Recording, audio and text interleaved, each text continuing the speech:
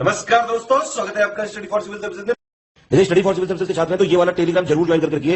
YouTube channel में हमारे साथ है तो भी ये वाला टेलीग्राम ज्वाइन करना बहुत ज्यादा जरूरी है। सारे नोटिफिकेशन, सारे अपडेट, सारे मोस्ट इंपोर्टेंट पिक्स, सारा रिवीजन सब कुछ यहाँ पे बताया जाता है। टेस्ट को ध्यान से अटेम्प्ट करिए और बताइए कितना स्कोर आपने किया है, कितने सही किए हैं टोटल क्वेश्चन में से। सभी लोग अपना अपना स्कोर जरूर कमेंट करिए। देखिए ये हमारा एससीएस डेली क्विज चैनल है, इसमें डेली क्विज होती है, बिल्कुल फ्री में, इसको जरूर ज्वाइन कर लीजिएगा।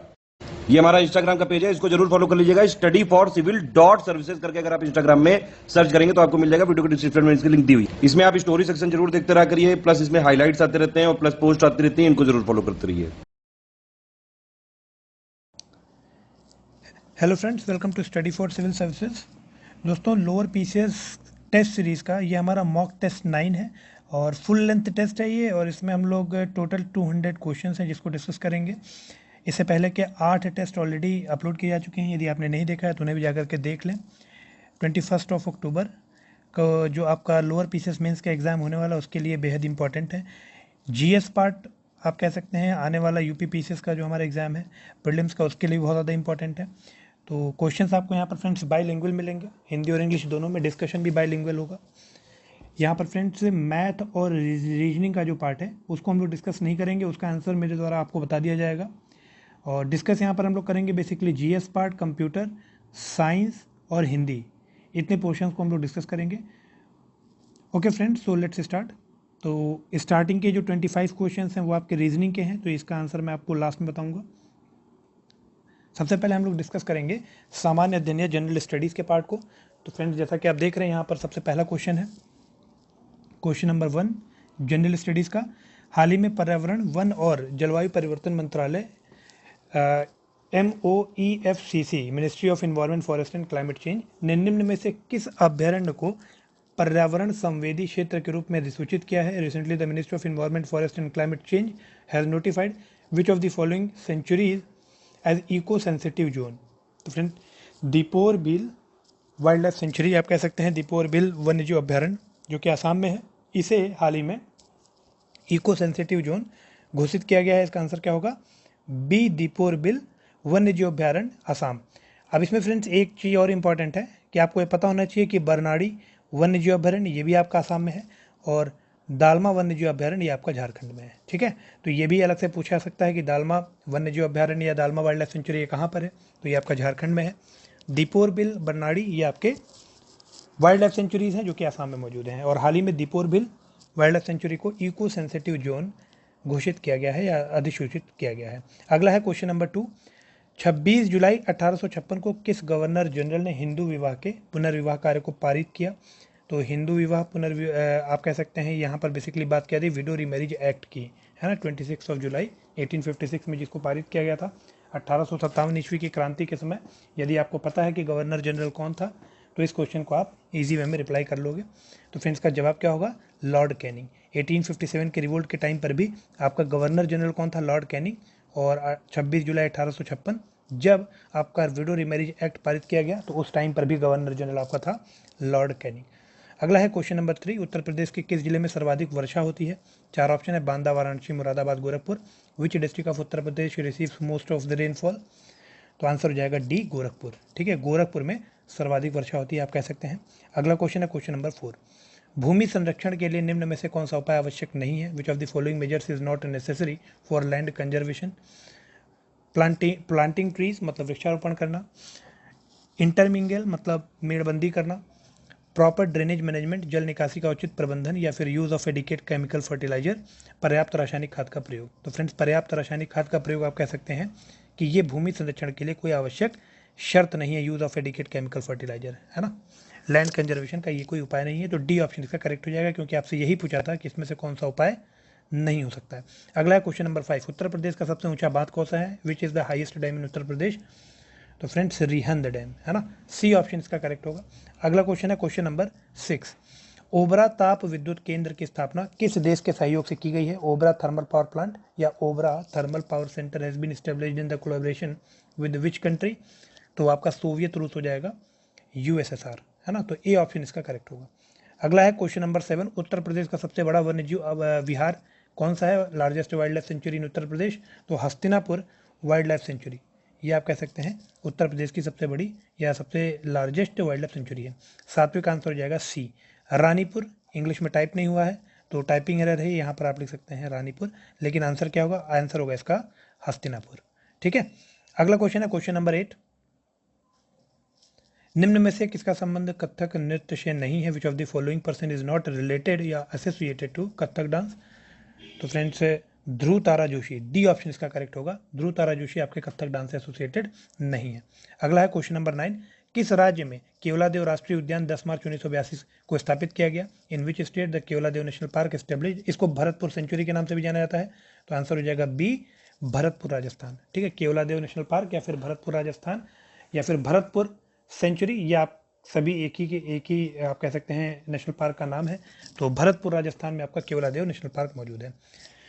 मॉन्ट्रेक्स रिकॉर्ड आप सभी को पता होगा, उसमें केवलादेव नेशनल पार्क को शामिल किया गया था, पर अब वो हट करके अब कौन आ गया है? अब आ गया है आपका कैबुल लामजो नेशनल पार्क। तो जल्दी से कमेंट सेक्शन में कमेंट कीजिएगा कि कैबुल लामजो नेशनल पार्क आपका किस स्टेट में मौजूद है। कमेंट सेक्शन में नीचे आप कमेंट कर सकते हैं कि कैबुल लामजो नेशनल पार्क आपका किस स्टेट में मौजूद है। अगला है फ्रेंड्स क्वेश्चन नंबर 10। जिन किसानों के पास 1 हेक्टेयर या उससे कम भूमि होती है उन्हें क्या कहा जाता है? The farmers who have 1 hectare और लेस लैंड नोन एज, तो ये आपके मार्जिनल फार्मर्स या सीमांत किसान कहलाते हैं, ध्यान रखिएगा। 1 हेक्टेयर या उससे कम की भूमि अगर किसी के पास है तो आपके मार्जिनल फार्मर की श्रेणी में आ जाते हैं। अगला क्वेश्चन है क्वेश्चन नंबर 11। निम्नलिखित में से कौन जैविक अपशिष्ट का एक उदाहरण नहीं है? तो इसमें 4 ऑप्शन थे आपके: घरेलू सीवेज, पशु विसर्जन और अपशिष्ट, domestic sewage, animal excretion and waste, सड़े हुए मृत जानवरों और पौधों के अवशेष, rotten dead animals and plants. तीसरा ऑप्शन है रासायनिक उर्वरक, केमिकल फर्टिलाइजर्स, और चौथा ऑप्शन है खाद संसाधन और कारखानों से निर्वहन, मतलब food resources and discharge from factories. तो फ्रेंड जो केमिकल फर्टिलाइजर्स हैं, ध्यान रखिएगा, जो रासायनिक उर्वरक या केमिकल फर्टिलाइजर्स हैं, ये they are not the example of organic waste, ध्यान रखिएगा। अगला क्वेश्चन है क्वेश्चन नंबर 12। राज्य पशु, राज्य वृक्ष और उत्तर प्रदेश का राज्य पक्षी कौन है? Who is the state animal, state tree and state bird of Uttar Pradesh? तो फ्रेंड्स स्टेट एनिमल कौन है? बारहसिंगा, आप सभी को पता है। स्टेट ट्री की बात करें तो अशोक का पेड़, और स्टेट बर्ड आपका हो जाएगा सारस या क्रेन, तो बी ऑप्शन इसका करेक्ट हो जाएगा। ठीक है, क्वेश्चन नंबर 12 का बी ऑप्शन करेक्ट होगा। अगला है क्वेश्चन नंबर 13। किस जहरीले गैस के कारण भोपाल गैस त्रासदी हुई थी? By which poisonous gas caused Bhopal gas tragedy? तो मिथाइल आइसोसाइनेट, बी ऑप्शन इसका करेक्ट हो जाएगा। ठीक है, मिथाइल आइसोसाइनेट ये आपका आप कह सकते हैं एमिट हुआ था ड्यूरिंग भोपाल गैस ट्रेजेडी। अगला है फ्रेंड्स क्वेश्चन नंबर 14। कंप्यूटर में अधिकांश प्रोसेसिंग कहाँ पर होती है? Most of the processing in computer takes place in, तो आपका सेंट्रल प्रोसेसिंग यूनिट है ना, सीपीयू जो है, इसमें सबसे ज़्यादा प्रोसेसिंग होती है कंप्यूटर में। इसे ब्रेन ऑफ द कंप्यूटर भी कहा जाता है, तो सीपीयू इसका आंसर हो जाएगा। 14 का आंसर हो जाएगा डी। अगला है क्वेश्चन नंबर 15। फोर्थ जनरेशन आप पूछ रहा है कि which of the following is the main component of fourth generation? चौथे जनरेशन का मेन कंपोनेंट या चौथी पीढ़ी का मुख्य अवयव क्या था? ट्रांजिस्टर, वृहद एकीकृत परिपथ, मतलब लार्ज इंटीग्रेटेड सर्किट, या फिर वैक्यूम ट्यूब्स? तो फ्रेंड जो लार्ज इंटीग्रेटेड सर्किट है they are associated with the fourth generation component. ठीक है, तो इसका ऑप्शन क्या हो जाएगा? वृहद एकीकृत परिपथ या लार्ज इंटीग्रेटेड सर्किट्स। अगला है क्वेश्चन नंबर 16। चिपको आंदोलन जंगल काटने से रोकने के लिए 26 मार्च 1974 को कहाँ से शुरू किया गया?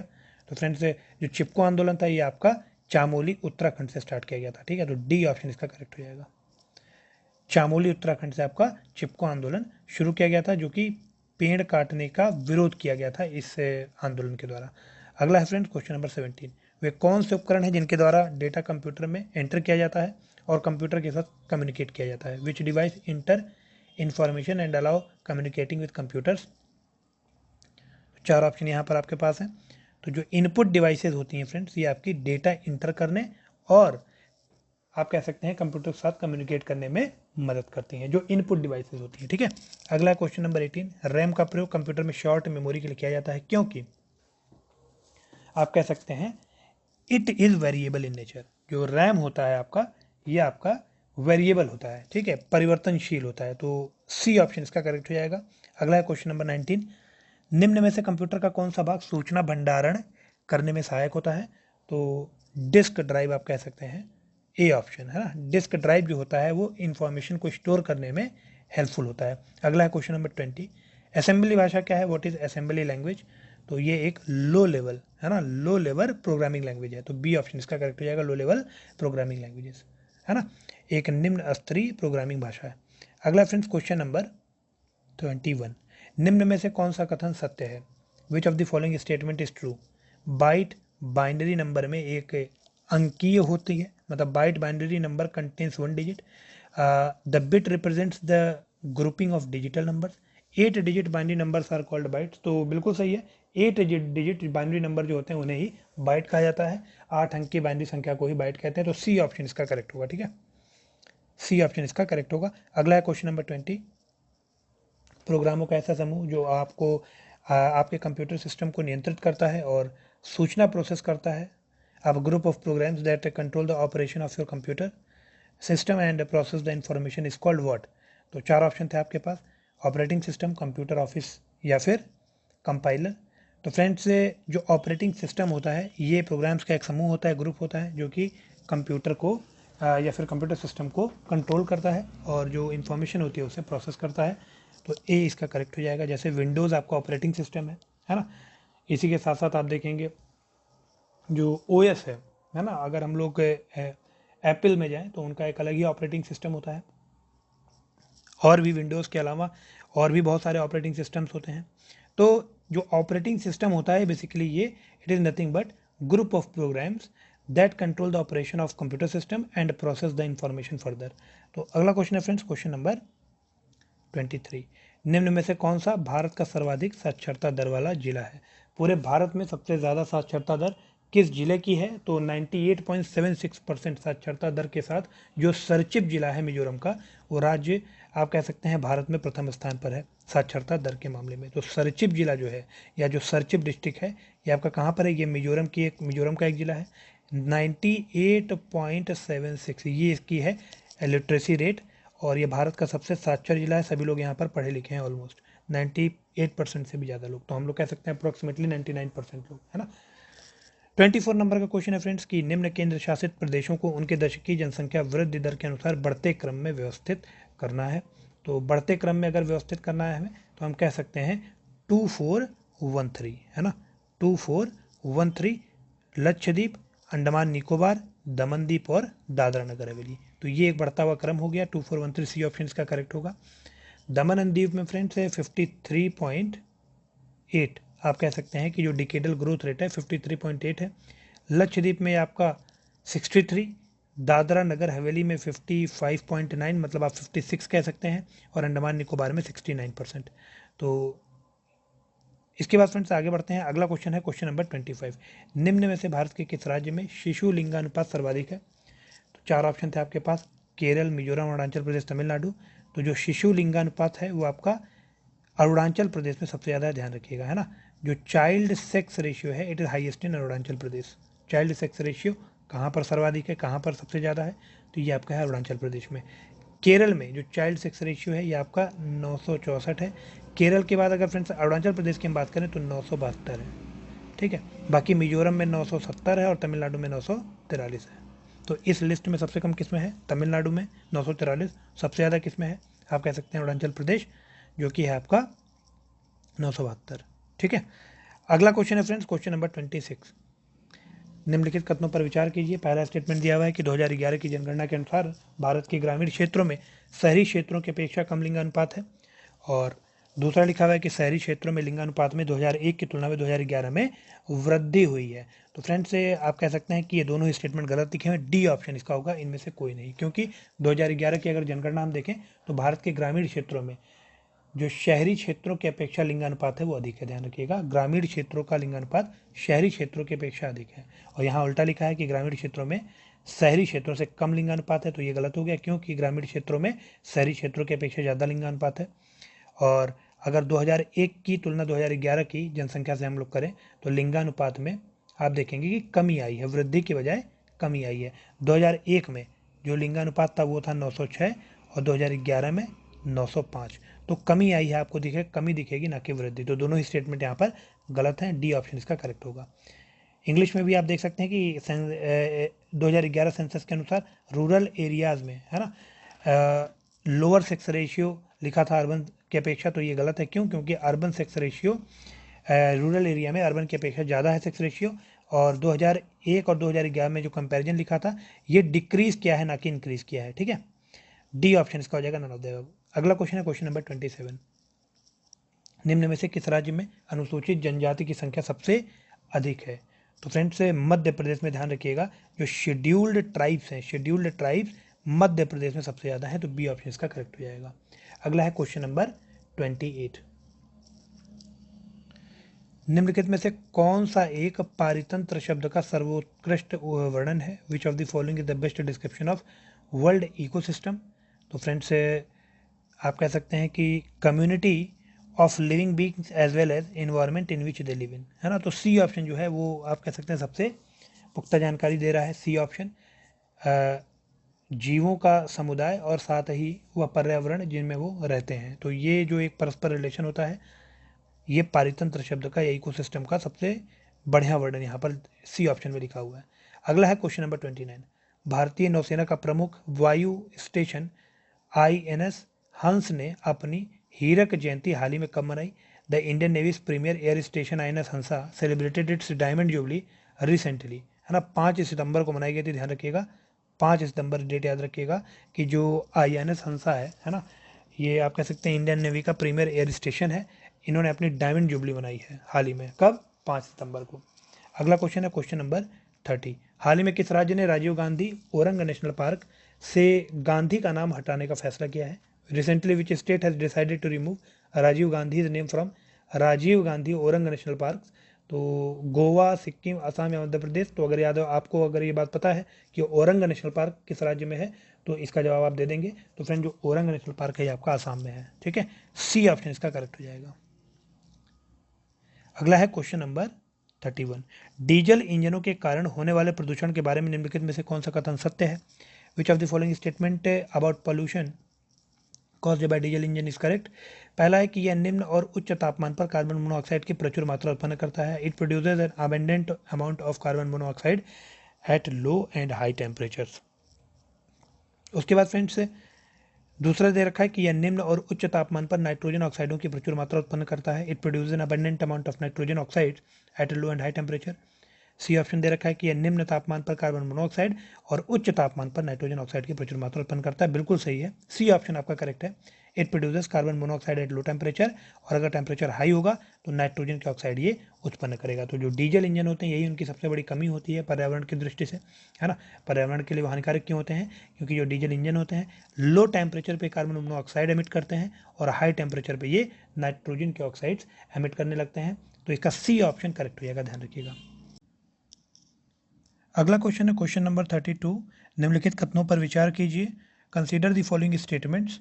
पहला लिखा हुआ है कि प्रजातियों की संख्या में वृद्धि से खाद्य श्रृंखला अधिक जटिल हो जाती है। Increasing the number of species makes the food chain more complex. तो ये स्टेटमेंट आपका सही लिखा है। दूसरा है जटिल खाद्य श्रृंखला जैव विविधता हेतु हानिकारक होती है। Complex food chain are harmful to the biodiversity. तो फ्रेंड सेकेंड स्टेटमेंट इसमें गलत लिखा हुआ है। तीसरा स्टेटमेंट है कि उष्णकटिबंधीय वर्षा वनों में जैव विविधता अधिक होती है। Biodiversity is high in tropical rain forest. तो ये स्टेटमेंट भी आपका करेक्ट लिखा हुआ है। और आपसे पूछा क्या है कि गलत कथन का चयन करना है आपको, तो केवल दूसरा स्टेटमेंट आपका गलत है, इसलिए आंसर क्या हो जाएगा? D only 2। आगे बढ़ते हैं फ्रेंड्स। अगला क्वेश्चन है क्वेश्चन नंबर 33। ब्राजील में आयोजित पृथ्वी शिखर सम्मेलन 1992 के संदर्भ में सही कथनों पर विचार कीजिए। In the context of earth summit 1992 held in Brazil consider the correct statements. सही कथन का आपको चयन करना है। पहला स्टेटमेंट इसमें लिखा हुआ है, it is a first conference organized by the world community for conservation of biodiversity.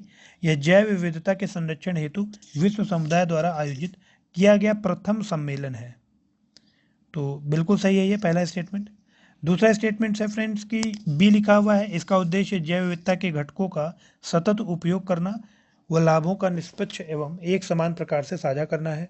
It aims at sustainable utilization of biodiversity components and sharing of benefits fairly and equitably. तो फ्रेंड्स ये भी आपका statement सही लिखा हुआ है। तो दोनों स्टेटमेंट सही है, इसलिए हम बोल देंगे कि जो डी ऑप्शन है आपका वो करेक्ट होगा। Both options A and B are correct. अगला क्वेश्चन है क्वेश्चन नंबर 34। निम्न में से कौन सा एक आर्थिक वृद्धि का परिचायक है? Which one of the following is a sign of economic growth? पहला ऑप्शन है increase in national income at constant price during the year, वर्ष के दौरान स्थिर मूल्यों पर राष्ट्रीय आय में वृद्धि। दूसरा है वास्तविक प्रति व्यक्ति आय में सुस्थिर वृद्धि, steady increase in real per capita income. तो फ्रेंड्स अभी तक दूसरा ऑप्शन आप कह सकते हैं सबसे ज़्यादा परफेक्ट है। तीसरा लिखा हुआ है कि increase in national income at current prices over a period, किसी अवधि में वर्तमान मूल्यों पर राष्ट्रीय आय में वृद्धि। तो आप कह सकते हैं ये नॉमिनल जीडीपी या नॉमिनल नेशनल इनकम को प्रदर्शित करेगा, मतलब इन्फ्लेशन इसमें एडजस्टेड नहीं है। तो ये ऑप्शन भी आपका इनकरेक्ट ही होगा, है ना, जो सी ऑप्शन है पहला भी इनकरेक्ट होगा। आखिरी ऑप्शन लिखा है फ्रेंड्स कि जनसंख्या में वृद्धि के साथ राष्ट्रीय आय में वृद्धि, increase in national income with increase in population. तो ये भी इनकरेक्ट होगा। जो मोस्ट सुटेबल आंसर है वो आपका बी होगा, वास्तविक प्रति व्यक्ति आय में सुस्थिर वृद्धि, steady increase in real per capita income. तो बी ऑप्शन इसका करेक्ट होगा, 34 का आंसर हो जाएगा बी। अगला है क्वेश्चन नंबर 35, सार्वजनिक वितरण प्रणाली का क्या लक्ष्य है? What is the goal of public distribution system? जो पीडीएस सिस्टम होता है उसका मेन गोल क्या है, लक्ष्य क्या है? गरीबों को खाद्य सुरक्षा उपलब्ध कराना, providing food security to the poor. तो ये वाला स्टेटमेंट तो सही ही लिखा हुआ है। आगे भी पढ़ लेते हैं। जमाखोरी एवं कालाबाजारी को रोकना गलत है। Stop hoarding and black marketing, व्यापारियों द्वारा अधिक मूल्य लिए जाने से रोकना, ये भी गलत है। To prevent traders from charging more, और उपयुक्त तो सभी हो नहीं सकते हैं। तो ए ऑप्शन इसका करेक्ट होगा, providing food security to the poor. जो पीडीएस सिस्टम है आपका, public distribution system, it is nothing but providing food security to poor. A option इसका करेक्ट होगा। अगला है क्वेश्चन नंबर 36, कंपनी द्वारा लाभांश की घोषणा किस पर की जाती है? Dividend is declared by the company on. तो चार ऑप्शन आपको यहां पर दिए गए हैं। पहला है निर्गमित पूंजी पर, ऑन द इशूड कैपिटल। दूसरा है अधिकृत पूंजी पर, ऑन द ऑथराइज्ड कैपिटल। तीसरा है अभिदत्त पूंजी पर, ऑन सब्सक्राइब्ड कैपिटल। और चौथा है कुल प्रयुक्त पूंजी पर, on the total used capital. तो फ्रेंड जो डिविडेंड दिया जाता है कंपनी के द्वारा, ये आपका केवल सब्सक्राइब्ड कैपिटल पर ही दिया जाता है, कि जो सब्सक्रिप्शंस हैं लोगों के द्वारा वो कितना है, उस कैपिटल पर ही आपको डिविडेंड मिलेगा। ठीक है, तो सी ऑप्शन इसका करेक्ट हो जाएगा। इसीलिए आप देखते होंगे कि जो कंपनी होती है तो उसमें अगर वो कोई आईपीओ इशू कर रही है, तो इनिशियल पब्लिक ऑफरिंग, तो उसमें जो डिविडेंड शेयर होता है वो डिपेंड करता है कि आपका सब्सक्रिप्शन कितना है ना, आपने कितने शेयर्स ले रखे हैं। सपोज कीजिए किसी ने 5 शेयर ले रखे हैं और किसी ने 500 शेयर ले रखे हैं। अगर आप ऑथराइज्ड कैपिटल या इशू कैपिटल या टोटल कैपिटल पर डिविडेंड दोगे, तो 5 और 500 दोनों ही व्यक्ति को आप एक ही डिविडेंड दोगे, मतलब दोनों का dividend is nothing but profit. तो दोनों का जो प्रॉफिट होगा वो सेम होगा, लेकिन जिसने 500 शेयर परचेज किए हैं फिर उसको फ़ायदा क्या होगा, है ना, अगर दोनों को प्रॉफिट सेम मिलेगा। तो इसीलिए सब्सक्रिप्शन के ऊपर ये बेस्ड होता है कि जो डिविडेंड होता है या जो प्रॉफिट होता है वो उसको ज़्यादा मिलेगा जिसने ज़्यादा सब्सक्राइब किया होगा, है ना, जिसके पास ज़्यादा शेयर्स होंगे। तो बहुत बेसिक सा कॉन्सेप्ट था ये। अगला है क्वेश्चन नंबर 37, मिलान करो। दो आपको लिस्ट दिए गए हैं, विशाखापत्तनम, मुरी, गुड़गांव, पनकी, और एक तरफ लिखा हुआ है मोटर गाड़ियाँ, पोत निर्माण, उर्वरक और एल्यूमिनियम। मतलब आपको बताना है बेसिकली कि कौन सी जगह किस चीज़ के लिए ज़्यादा इंपॉर्टेंट है या जानी जाती है, किसके निर्माण के लिए, किसके प्रोडक्शन के लिए। तो फ्रेंड जो विशाखापट्टनम है ये आपके पोत निर्माण आप कह सकते हैं इसके लिए फेमस है। ठीक है, उसके बाद मुरी आपकी एल्यूमिनियम के लिए फेमस है। गुड़गांव में आप कह सकते हैं फ्रेंड्स मोटर गाड़ियाँ बड़ी मात्रा में बनाई जाती हैं। और जो पनकी है फर्टिलाइजर्स के लिए फेमस है, मतलब जो जैव उर्वरक होते हैं, सॉरी जो उर्वरक होते हैं उनके लिए फेमस है पनकी। तो इसका सही मिलान हो जाएगा 2413। 2413 आपका डी ऑप्शन है। ठीक है, अगला है क्वेश्चन नंबर 38, बैंक दर वह दर है जिस पर, पहला ऑप्शन है एक बैंक जनता को ऋण देता है, bank rate is a rate at which a bank provides loan to the public. दूसरा ऑप्शन है आरबीआई जनता को ऋण देता है, RBI provides loan to the public. तीसरा है आरबीआई वाणिज्यिक बैंकों को ऋण देता है, RBI provides loan to the commercial banks. तो आगे पढ़ने की आवश्यकता ही नहीं, जो सी ऑप्शन है वो आपका करेक्ट हो जाएगा। Bank rate is nothing but rate at which RBI provides loan to the commercial banks, है ना, आरबीआई वाणिज्यिक बैंकों को जिस दर पर ऋण देता है उसे ही बैंक दर कहा जाता है। तो सी ऑप्शन इसका करेक्ट होगा। अगला है क्वेश्चन नंबर 39, किस प्रकार का मृद भांड या पॉटरी भारत में द्वितीय नगरीकरण के प्रारंभ का प्रतीक माना गया है? Which type of pottery is considered as a symbol of the beginning of second urbanization in India. 4 option है आपके पास। तो जो आप कह सकते हैं फ्रेंड्स, पहला है गेरू रंग वाले मृदभांड, ऑर्चर्ड कलर्ड पॉटरी, या ऑकरे कलर्ड पॉटरी भी इसे कई बार बोला जाता है। उसके बाद है दूसरा कि चित्रित धूसर मृदभांड, ग्रे पेंटेड पॉटरी। तीसरा ऑप्शन है उत्तरी काले पॉलिशकृत बर्तन, नॉर्दर्न ब्लैक पॉलिश्ड वेयर या यूटेंसिल्स। और चौथा है काले और लाल मृदभांड, ब्लैक एंड रेड पॉटरी। तो फ्रेंड्स 39 का ऑप्शन हो जाएगा NBPW, है ना, NBPW, northern black polished where, है ना, यूटेंसिल्स। तो सी ऑप्शन इसका करेक्ट होगा, ध्यान रखिएगा। ठीक है, अगला है क्वेश्चन नंबर 40। पाली ग्रंथों में गांव के मुखिया को क्या कहा जाता था? What is the head of village called in Pali text? तो पहला ऑप्शन है यहाँ पर ग्रामक, दूसरा है भोजक या ग्राम भोजक। तो आगे पढ़ने की आवश्यकता आपको नहीं पढ़नी चाहिए। पाली ग्रंथों में जो गांव का मुखिया था उसे भोजक या ग्राम भोजक कहते थे, तो भोजका या ग्राम भोजका। ठीक है, 40th का हो जाएगा बी। अगला है क्वेश्चन नंबर 41। 2 लिस्ट आपको दी गई है और सुमेलित करने के लिए कहा गया है। बिंब एक तरफ आपके रूलर्स लिखे हुए हैं, आप कह सकते हैं मगधन डायनेस्टी के, और दूसरी तरफ आपकी डायनेस्टीज लिखी हुई है। आपको बताना है कौन सा रूलर किस डायनेस्टी से एसोसिएटेड है। ठीक है, तो फ्रेंड जो बिंबिसार है ये आपका हर्यंक डायनेस्टी का है। उसके बाद फ्रेंड जो काला अशोक है, ध्यान रखिएगा, ये आपका शिशुनाग डायनेस्टी का है। उसके बाद महापद्मानंद, ध्यान रखिएगा फ्रेंड्स, ये आप इसको नंदा डायनेस्टी, महापद्मानंद आपका नंदा से हो जाएगा, है ना। और जो बिंदुसार है ये आपका मौर्यन डायनेस्टी से हो जाएगा। तो मतलब सही मिलान क्या हो जाएगा? 1 2 4 3, 1 2 4 3 आपका बी ऑप्शन में है, तो बी ऑप्शन आपका करेक्ट हो जाएगा। ठीक है, अगला है क्वेश्चन नंबर 42। स्वर्ण मंदिर की नींव किस सिख गुरु द्वारा रखी गई थी? तो गुरु अर्जन देव, है ना। 1581 से 1606 ईस्वी के मध्य में आप कह सकते हैं श्री हर मंदिर साहिब या स्वर्ण मंदिर की नींव किसने रखी थी? गुरु अर्जन देव ने। तो इसका आंसर हो जाएगा सी, गुरु अर्जन देव। सी ऑप्शन इसका करेक्ट होगा। ठीक है, इसको हर मंदिर साहिब कहा जाता है, या फिर आप इसे स्वर्ण मंदिर कह सकते हैं। गुरु अर्जन देव ने 1581 से 1606 ईस्वी के मध्य इसकी नींव रखी थी। अगला है क्वेश्चन नंबर 43। हाल ही में नरेंद्र मोदी ने यूपी के किस शहर में प्रसाद परियोजना का उद्घाटन किया है? तो फ्रेंड्स प्रसाद परियोजना आपका वाराणसी से स्टार्ट किया गया, ध्यान रखिएगा। ठीक है, अगला है क्वेश्चन नंबर 44। रेडियो तरंग के विक्षेपण के लिए वायुमंडल के निम्नलिखित स्तरों में से कौन सा स्तर उत्तरदायी होता है?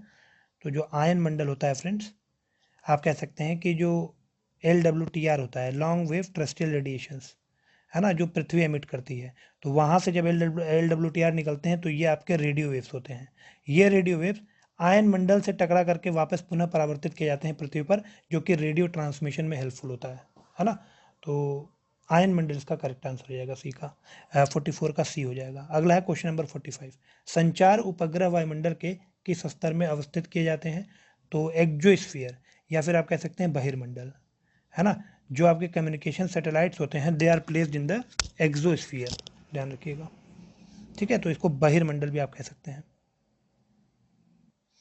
इसके बाद अगला क्वेश्चन है फ्रेंड्स, क्वेश्चन नंबर 46। सदाबहार वर्षावन निम्नलिखित में से कहाँ पर पाए जाते हैं? Evergreen rain forest are found in which of the following countries? तो ऑस्ट्रेलिया, ब्राज़ील, कनाडा या फ्रांस। तो जो आपके एवरग्रीन रेन फॉरेस्ट होते हैं फ्रेंड्स, इसका सबसे बेस्ट एग्जाम्पल आपका है अमेजॉन के जंगल, है ना, अमेजॉन के फॉरेस्ट। और ये कहाँ पर है? तो ये आपके ब्राज़ील में है, तो बी ऑप्शन इसका करेक्ट हो जाएगा। अगला है क्वेश्चन नंबर 47। निम्नलिखित में से कौन सा विकल्प सुमेलित नहीं है? Which of the following options is not correctly matched? Kirghiz, Masai, red Indians और एस्कीमो, ये आपके ट्राइब्स हैं। ठीक है, और दूसरी तरफ रीजन लिखा हुआ है कि ये किस रीजन से रिलेटेड है, आपको बताना है कि कौन सा करेक्टली मैच्ड इसमें नहीं है ना। तो फ्रेंड जो मसाई लिखा हुआ है पश्चिमी अफ्रीका, ये गलत लिखा हुआ है, क्योंकि जो मसाई ट्राइब्स हैं दे आर एसोसिएटेड और हैबिटेट ऑफ ईस्टर्न अफ्रीका, पूर्वी अफ्रीका के हैबिटेट है, ना कि वेस्टर्न अफ्रीका या पश्चिमी अफ्रीका के। तो फ्रेंड्स बाकी ऑप्शंस करेक्ट लिखे हुए, जो खिरगीज हैं they are associated with the central Asian countries, basically Uzbekistan, Turkmenistan, है ना, किर्गिस्तान। और उसके बाद फ्रेंड्स जो रेड इंडियंस हैं they are habitants of northern America. Eskimo आपके ग्रीनलैंड के हैं, ध्यान रखिएगा। लेकिन जो मसाई हैं ये आपके पश्चिमी अफ्रीका के नाम करके ईस्टर्न अफ्रीका के हैं, ईस्ट अफ्रीका, है ना। तो बी ऑप्शन इसका करेक्ट हो जाएगा क्वेश्चन नंबर 47 का। अगला है क्वेश्चन नंबर 48। प्रायद्वीपीय भारत के निम्नलिखित में से कौन सी 3 नदियों का स्रोत अमरकंटक क्षेत्र है? तो for which of the following rivers of the peninsular India the source of origin is the Amarkantak region. तो यहाँ पर फ्रेंड्स सोन, महानदी और नर्मदा, ध्यान रखिएगा, सोन, महानदी, नर्मदा ये अमरकंटक प्लेटू से निकलती हैं। अमरकंटक प्लेटू आपका रेडियल ड्रेनेज पैटर्न के लिए जाना जाता है। रेडियल ड्रेनेज पैटर्न का मतलब हुआ कि अगर ये आपका प्लेटू है तो यहाँ से नदियाँ चारों तरफ से निकलेंगी एक रेडियल पैटर्न बनाते हुए, है ना। तो इसी तरह से आप कह सकते हैं कि सोन, महानदी, नर्मदा जो है ये आपका रेडियल ड्रेनेज पैटर्न बनाते हुए अमरकंटक क्षेत्र से निकलती हैं और इनका स्रोत अमरकंटक में है। तो बी ऑप्शन इसका करेक्ट हो जाएगा। अगला है क्वेश्चन नंबर 49। लोहित, दिहांग और दिबांग किसकी सहायक नदियां हैं? तो ये आपकी ब्रह्मपुत्र की सहायक नदियां हैं। ए ऑप्शन इसका करेक्ट हो जाएगा। नासिक किस नदी के किनारे स्थित है? तो जो नासिक है फ्रेंड्स ये आपका गोदावरी नदी के किनारे स्थित है। डी ऑप्शन इसका करेक्ट हो जाएगा। Nashik is situated on the banks of Godavari river. अगला है क्वेश्चन नंबर 51। निम्नलिखित घटनाओं को कालानुक्रम के अनुसार व्यवस्थित कीजिए। Arrange the following events in the chronological order. Sanders हत्याकांड, केंद्रीय विधानसभा में बम विस्फोट और चटगांव शस्त्र आर्मरी रॉबरी, जिससे आपके सूर्य सेन रिलेटेड थे, है ना। तो आप कह सकते हैं फ्रेंड जो सैंडर्स हत्याकांड था ये आपका कब हुआ था? 1928 या दिसंबर 1928। तो अगर इसी के आगे हम लोग लिख लें दिसंबर 1928।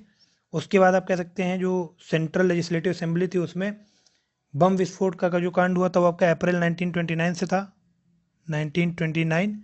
और चटगांव शस्त्रागार लूट ये भी आपका अप्रैल 1930 से था, 1930। तो क्रोनोलॉजिकल ऑर्डर में अगर आप लगाएं तो 1 2 3 ही तो क्रोनोलॉजिकल ऑर्डर लगेगा इसका, है ना। तो ए ऑप्शन करेक्ट हो जाएगा। अगला है क्वेश्चन नंबर 52। सही कथन का चुनाव करना है आपको और 2 स्टेटमेंट यहाँ पर लिखे हुए हैं। दांडी मार्च गांधी जी द्वारा 6 मार्च 1930 को शुरू किया गया था, ये पहला ऑप्शन है। तो पहले ही आपको गलती आपको पकड़ में आ गई होगी, पहला स्टेटमेंट गलत लिखा हुआ है यहाँ पर। दूसरा है उसमें भारत के वायसराय लॉर्ड इरविन थे, ये आपका सही है ना। कि आप इसको कैसे याद कर सकते हैं? गांधी इरविन पैक्ट का टाइम था 1931 30 32, है ना। तो यही गांधी इरविन पैक्ट का आप कह सकते हैं टाइम लाइन है 1930s वाला। तो लॉर्ड इरविन उस वक्त वायसराय रहे होंगे भारत के। दांडी मार्च 6 अप्रैल को शुरू हुआ था, मार्च को नहीं, ध्यान रखिएगा, ये अप्रैल होगा, ठीक है। तो दूसरा सही है, पहला गलत, तो आंसर हो जाएगा बी, केवल 2, ओनली 2। अगला फ्रेंड्स क्वेश्चन नंबर 53। निम्न कथनों पर विचार कीजिए तथा सही कथन का चुनाव कीजिए। Consider the following statements and choose the correct statement. पहला है हरिजन पत्रिका गांधी जी द्वारा प्रकाशित की गई थी, तो बिल्कुल सही है, हरिजन पत्रिका आप कह सकते हैं गांधी जी द्वारा प्रकाशित की गई थी। और दूसरा लिखा है कि इसका प्रकाशन मासिक रूप से होता था, तो ये गलत है क्योंकि एक साप्ताहिक पत्रिका थी, ध्यान रखिएगा, साप्ताहिक पत्रिका थी। तो इसका आंसर क्या हो जाएगा? केवल 1, है ना, ओनली 1 इज करेक्ट, क्योंकि इसमें मंथली बेसिस लिखा हुआ, ये गलत हो जाएगा, ये आपका वीकली बेसिस होता था, ठीक है। आप कह सकते हैं Harijan magazine was published by Gandhi ji on weekly basis. अगला है फ्रेंड्स क्वेश्चन नंबर 54। 1935 के अधिनियम के संबंध में निम्न में से कौन सा कथन असत्य है? आपको गलत स्टेटमेंट बताना है। आपके पास यहाँ पर 4 स्टेटमेंट दिया गया है। संघीय न्यायालय की स्थापना, है ना, आपको गलत बताना है, ध्यान रखिएगा। तो फ्रेंड्स आप कह सकते हैं कि संघीय न्यायालय की स्थापना, ये तो सही है। उसके बाद केंद्रीय बैंक की स्थापना, ये भी करेक्ट है। बर्मा तथा अदन को भारत के शासन में मिला दिया गया, तो ये आपका गलत स्टेटमेंट है। आप कह सकते हैं कि जो बर्मा और अदन था उसको भारत के शासन पर, आप कह सकते हैं यहाँ पर भारत में मिलाने के बजाय उसको अलग किया गया था। जो बर्मा और अदन है इसको भारत का जो टेरिटरी था, इंडियन टेरिटरी या ब्रिटिश इंडियन टेरिटरी, इससे अलग किया गया था, मिलाया नहीं गया था, पृथक किया गया था। तो सी ऑप्शन इसका इनकरेक्ट है। तो अब हमसे इनकरेक्ट ही पूछा गया, तो सी ऑप्शन ही आप कह सकते हैं करेक्ट हो जाएगा, है ना। बर्मा एंड अदन वर मर्ज्ड नहीं होगा, separated out of the territory of India, ठीक है। तो 54 का हो जाएगा सी। अगला है क्वेश्चन नंबर 56। संविधान की कौन सी अनुसूची में शपथ तथा प्रतिज्ञान के प्रारूप दिए गए हैं? In which schedule of the constitution oath and affirmations are mentioned, तो फ्रेंड्स इसका आंसर हो जाएगा थर्ड शेड्यूल। ठीक है, सैलरीज भत्ते आपके सेकंड शेड्यूल में है और जो ओथ है आपका थर्ड शेड्यूल में है। फर्स्ट शेड्यूल में आपके यूनियन एंड इट्स टेरिटरी, आप कह सकते हैं स्टेट्स एंड यूटीज के नाम लिखे गए हैं, है ना। फोर्थ शेड्यूल आपका allocation of seats in Rajya Sabha हो जाएगा। फिफ्थ सिक्स्थ शेड्यूल आपका रिलेटेड है एडमिनिस्ट्रेशन इन ट्राइबल एरिया। तो इस तरह से आप इनको याद कर सकते हैं। अगला है क्वेश्चन नंबर 56, निम्नलिखित में से किस शब्द को भारत के संविधान की प्रस्तावना में संशोधन द्वारा जोड़ा गया? तो सेकुलर, सोशलिस्ट और इंटीग्रिटी, ध्यान रखिएगा, 3 वर्ड आपके ऐड किए गए थे 42nd कॉन्स्टिट्यूशन अमेंडमेंट एक्ट 1976 के द्वारा, है ना। तो इसमें आपको सोशलिस्ट दिखाई दे रहा है, समाजवादी, तो ये आपका ए ऑप्शन करेक्ट हो जाएगा। अगला है क्वेश्चन नंबर 57, कौन सा विकल्प सुमेलित नहीं है? तो आर्टिकल 24 में लिखा हुआ है अल्पसंख्यक शिक्षण संस्थानों की स्थापना का अधिकार, right to establish minority educational institution. तो फ्रेंड्स ये गलत लिखा हुआ है क्योंकि आर्टिकल 24 आपको कहता है कि जो चिल्ड्रंस हैं उनके एम्प्लॉयमेंट को प्रोहिबिट किया गया है फैक्ट्रीज के अंतर्गत। तो prohibition of employment of children in factories etcetera, ये आपका मेंशन है आर्टिकल 24 में। और कौन सा सुमेलित नहीं है? तो ए वाला तो सुमेलित नहीं है, तो यही आंसर करेक्ट हो जाएगा। आर्टिकल 25 आपका फ्रीडम ऑफ रिलीजन करेक्ट लिखा हुआ है। अनुच्छेद 27 में आपका धर्म को प्रोत्साहित करने के लिए करों से छूट की बात की गई है। और जो 23 है आपका अवैध मानव व्यापार के विरुद्ध प्रतिषेध की बात की गई है। तो बाकी के 3 ऑप्शन करेक्ट हैं, ये ऑप्शन आपका इनकरेक्ट लिखा हुआ है पहला वाला, तो यही आपका करेक्ट आंसर हो जाएगा। तो क्वेश्चन नंबर 57 का आंसर क्या होगा? ए। अगला फ्रेंड्स क्वेश्चन नंबर 58, संविधान के किस अनुच्छेद में राज्य स्तरीय लोक सेवाओं में न्यायपालिका को कार्यपालिका से पृथक करने का प्रावधान? Which article of the constitution in public services of the state there is a provision to separate judiciary from executive? Separation of judiciary from executive आपका आर्टिकल 50 है, ध्यान रखिएगा। ठीक है, सी ऑप्शन है इसका करेक्ट, आर्टिकल 50। अगला है क्वेश्चन नंबर 59, निम्न में से किस उपबंध में संशोधन करने के लिए संसद ने विशेष बहुमत की आवश्यकता होती है? Which of the following provision require special majority of parliament for their amendment?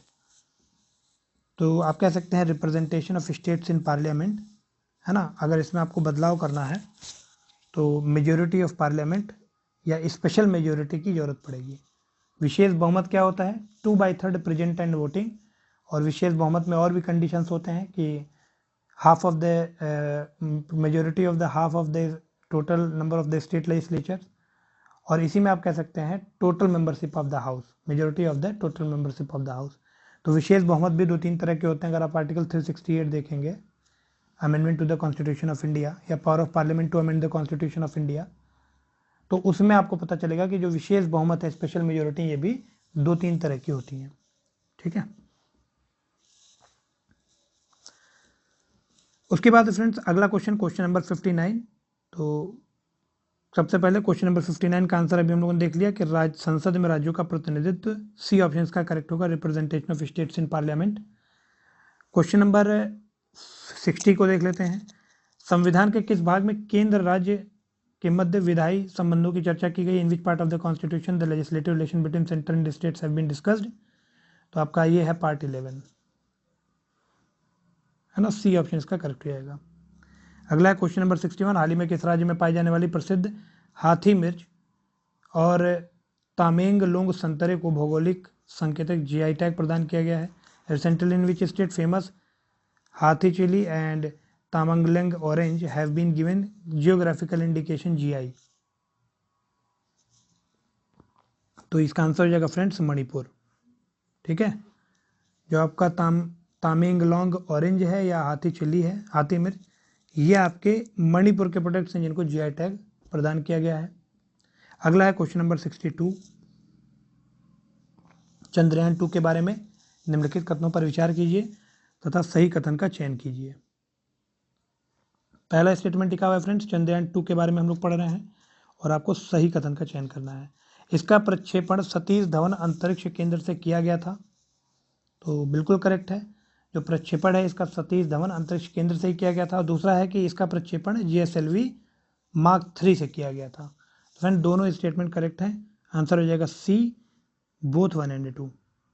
अगला है क्वेश्चन नंबर 63। निम्न कथनों पर विचार कीजिए, सही कथन का चुनाव करना है आपको। Transiting exoplanet survey satellite is a mission of ISRO. पहला स्टेटमेंट था, मतलब ट्रांजिटिंग एक्सोप्लैनेट सर्वे सैटेलाइट ये इसरो का एक मिशन है। और दूसरा है its purpose is to study solar radiation, इसका उद्देश्य सौर किरणों का अध्ययन करना है। तो फ्रेंड्स बेसिकली ये बात कर रहा है टेस की, है ना। टेस इसरो का नहीं है, टेस है आपका नासा का। जो टेस है ये आपका नासा का एक मिशन है और इसका उद्देश्य सोलर रेडिएशंस का अध्ययन करना नहीं है, बल्कि आप कह सकते हैं जो एक्सोप्लैनेट्स हैं, इसका उद्देश्य क्या है, जो एक्सोप्लैनेट्स हैं जिनको हम लोग बाह्य ग्रह कहते हैं उनके बारे में पता लगाना। ठीक है, तो दोनों स्टेटमेंट यहाँ पर गलत हैं, इसलिए डी ऑप्शन करेक्ट हो जाएगा, नन ऑफ द अबव। अगला है क्वेश्चन नंबर 64। एंथ्रेक्स बीमारी के विषय में निम्न कथनों पर विचार कीजिए। Consider the following statement regarding anthrax disease. Anthrax के बीजाणु मिट्टी में मौजूद रहते हैं। Sports of anthrax are present in the soil, पहला स्टेटमेंट है। दूसरा स्टेटमेंट लिखा हुआ है कि the disease can also spread from one person to another person through skin wounds. यह बीमारी त्वचा के घावों के माध्यम से भी एक मनुष्य से दूसरे मनुष्य में फैल सकती है। तो फ्रेंड्स ये एक इन्फेक्शियस डिजीज है और आप कह सकते हैं दोनों ही स्टेटमेंट करेक्ट है, तो C both 1 and 2 are correct. ठीक है, अगला फ्रेंड्स क्वेश्चन नंबर 65। अगस्त 2021 में किस राज्य ने राज्य किसान साथी पोर्टल के शुभारंभ के साथ ही एक अनूठा खेती सुगमता मॉडल अपनाया गया। Which state has adopted a unique ease of doing farming model with the launch of Rajya Kisan साथी पोर्टल इन अगस्त 2021। तो राजस्थान इसका करेक्ट आंसर हो जाएगा। करंट बेस्ड क्वेश्चन है तो आप लोगों को पता होना चाहिए। ठीक है, तो राजस्थान इसका करेक्ट आंसर होगा। अगला है क्वेश्चन नंबर 66। 28 अगस्त 2021 को उत्तर प्रदेश के गोरखपुर में राज्य के पहले आयुष विश्वविद्यालय महायोगी गुरु गोरखनाथ आयुष विश्वविद्यालय की आधारशिला किसके द्वारा रखी गई। On the August 28, 2021 by whom the foundation stone of the state's first Ayush university महायोगी गुरु गोरखनाथ आयुष विश्वविद्यालय was laid in गोरखपुर उत्तर प्रदेश। तो किसके द्वारा फाउंडेशन रखी गई थी, तो इसका करेक्ट आंसर हो जाएगा the president of India Ramnath Kovind, है ना। तो यहाँ पर डी ऑप्शन फ्रेंड्स इसका करेक्ट हो जाएगा, president of India Ramnath Kovind. इनके द्वारा आप कह सकते हैं फर्स्ट आयुष यूनिवर्सिटी महायोगी गुरु गोरखनाथ आयुष विश्वविद्यालय की स्थापना कहाँ की गई है, तो ये आपकी की गई है गोरखपुर में। आधारशिला इसकी किसने रखी, तो वो रखी थी आपके राष्ट्रपति श्री रामनाथ कोविंद जी ने। अगला है क्वेश्चन नंबर 68। ओजोन गैस के संबंध में निम्न में से कौन सा कथन असत्य है, तो इसका रंग हल्का नीला होता है, तो ये बिल्कुल सत्य है। आपसे पूछा गया है असत्य कौन सा है, तो बी ऑप्शन देखते हैं, इससे तीव्र गंध आती है, तो ये भी हम कह सकते हैं सही है। तीसरा लिखा है यह एक निष्क्रिय गैस है, तो देखिए ये एक इनर्ट गैस नहीं है, है ना, ये एक निष्क्रिय गैस नहीं है, तो यही आपका असत्य हो जाएगा सी ऑप्शन।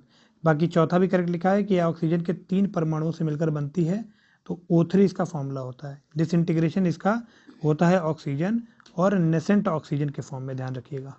ठीक है, तो इसका सही ऑप्शन क्या हो जाएगा, see it is an inactive gas. ये स्टेटमेंट गलत लिखा हुआ है, तो यही इसका आंसर हो जाएगा, क्योंकि आपसे गलत स्टेटमेंट फाल्स स्टेटमेंट ही पूछा गया था। तो 67 का आंसर हो जाएगा friends see it is an inactive gas. अगला क्वेश्चन है फ्रेंड्स क्वेश्चन नंबर 68। दो कथन यहाँ पर दिए गए हैं। जलवायु और स्वच्छ वायु संघ एक अंतर सरकारी और व्यावसायिक संगठन है। Climate and clean air association is an inter governmental and commercial organization. और यहाँ पर फ्रेंड्स दूसरा स्टेटमेंट लिखा हुआ है कि भारत इसकी स्थापना से ही इसका सदस्य देश है। India the member country since it's establishment, मतलब ये कहना चाहता है कि जो भारत है वो इसका फाउंडिंग मेंबर है। तो ये दोनों स्टेटमेंट में से आपको बताना है कि कौन सा स्टेटमेंट यहाँ पर सही है, सही कथन का आपको चुनाव करना है। तो फ्रेंड पहला स्टेटमेंट यहाँ पर करेक्ट लिखा हुआ है, लेकिन जो दूसरा स्टेटमेंट लिखा है वो गलत है, क्योंकि जो इंडिया है वो इसका 65th मेंबर हुआ है, ध्यान रखिएगा 65th मेंबर।